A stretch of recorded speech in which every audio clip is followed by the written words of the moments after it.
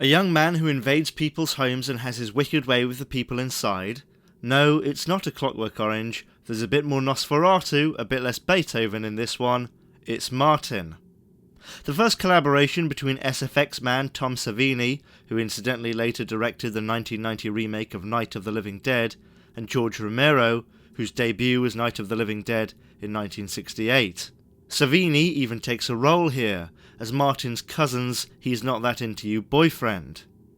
Martin was made 10 years after Romero's famous debut film, and follows the titular main character as he comes to Pittsburgh to stay with distant family, his granduncle not being too welcoming as both Martin and his granduncle believe Martin a vampire. Nosferatu!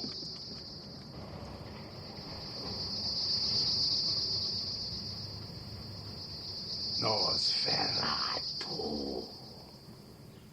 I am your cousin. I am your cousin Martin. Don't be afraid. You'll just go to sleep. I don't have to hurt you now.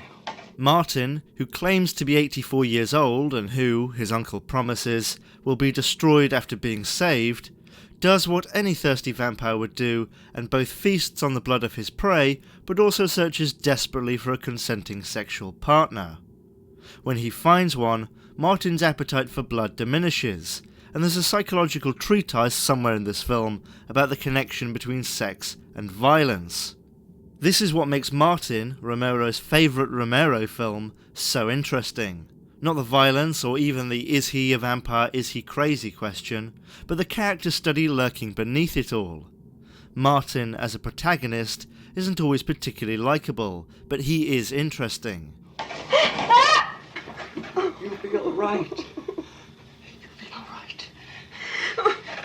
You'll just fall asleep. You'll wake up. I promise you. You'll be alright. You'll fall asleep and wake up.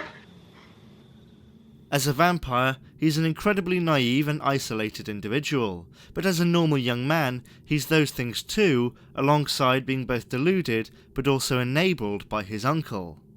It's weird.